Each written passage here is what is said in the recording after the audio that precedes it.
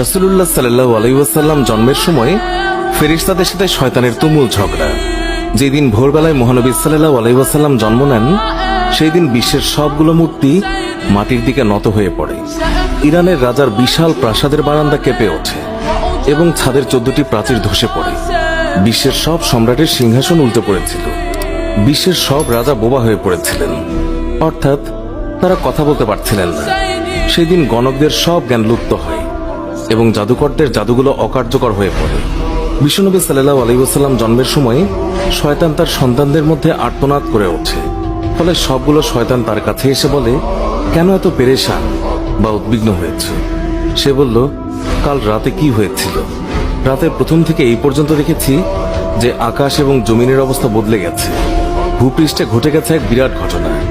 ঈসা আলাইহিসসালাম ঊর্ধ্ব আকাশে চলে যাওয়ার পর আর কখনো এত বড় ঘটনা ঘটেনি। সবাই গিয়ে খোঁজ খবর নাও যে কি ঘটেছে। শয়তানরা চারিদিকে ছড়িয়ে পড়ে এবং ফিরে এসে বলে, কই, কিছুই তো দেখলাম না। বড় শয়তান বা শয়তানের নেতা তখন বলল, এই বিষয়ে খোঁজ খবর নেওয়া আমাদের কাজ। আর তারপর সে পবিত্র মক্কার কাবাঘর সংলগ্ন অঞ্চলে আসলো। সে দেখল যে ফেরেশতারা কাবাঘরের চারিদিকে ঘিরে রেখেছেন। শয়তান সেখানে ঢুকতে চাইলে ফেরেশতারা হুঙ্কার দিলেন। ফলে সে ফিরে আসে এবং চড়ুই পাখির মতো ছোট হয়ে হেরা পর্বতের দিক থেকে সেখানে প্রবেশ করে।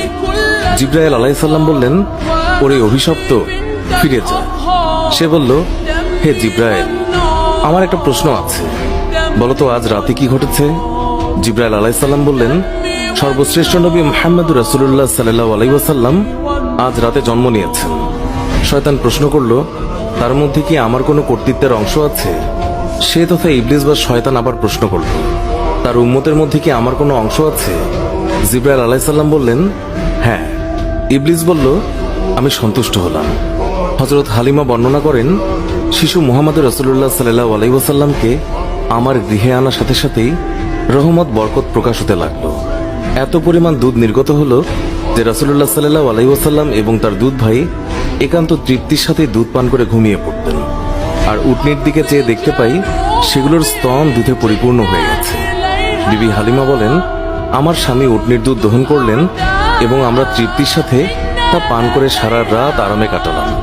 দীর্ঘদিন পর এটাই প্রথম রাত্রি যাতে আমরা শান্তিতে ঘুমিয়ে পড়লাম। আমার স্বামী বললেন, হালিমা, তুমি খুবই ভাগ্যবান এক শিশু নিয়ে এসেছো। আমি বললাম, আমারও এটাই ধারণা, এই শিশু অত্যন্ত সৌভাগ্যবান। বিবি হালিমা আরো বললেন, মক্কা থেকে ফেরার পথে শিশু মুহাম্মদকে কোলে নিয়ে যে দুর্বল বাহনটিতে চলতে লাগলাম, মুহাম্মদ রাসূলুল্লাহ সাল্লাল্লাহু আলাইহি ওয়াসাল্লামের বরকতে বাহনটি এত দ্রুত চলল যে সবার বাহনকেই হার মানালো। আমার সাথী মহিলারা আশ্চর্য হয়ে বলতে লাগলো, এটা কি সেই দুর্বল সওয়ারি যার উপর আরোহণ করে তোমরা প্রথম এসেছিলে? তারপর বাড়ি এসে দেখলাম সমস্ত বকরিগুলো দুধে পূর্ণ হয়ে গেছে, অথচ কিছুক্ষণ পূর্বে সেগুলো দুধ শূন্য ছিল। আমার গোত্রের লোকেরা তাদের রাখালদেরকে নির্দেশ দেয় যে তোমরাও তোমাদের পশু ওই জায়গায় চড়াও যেখানে হালিমার বকরি চড়ে।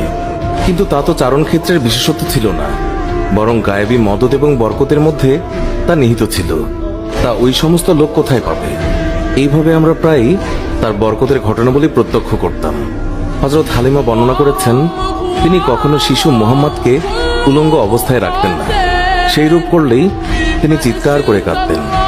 যতক্ষণ পর্যন্ত তার শরীরের উপর চাদর টেনে না দেয়া হতো ততক্ষণ তিনি ক্রন্দন থামাতেন না। হালিমা বলেন, যেদিন থেকে আমি জানতে পারলাম শিশু মুহাম্মদ সাল্লাল্লাহু আলাইহি ওয়াসাল্লাম উলঙ্গ থাকতে পছন্দ করেন না, সেই দিন থেকে আর কখনো তাকে উলঙ্গ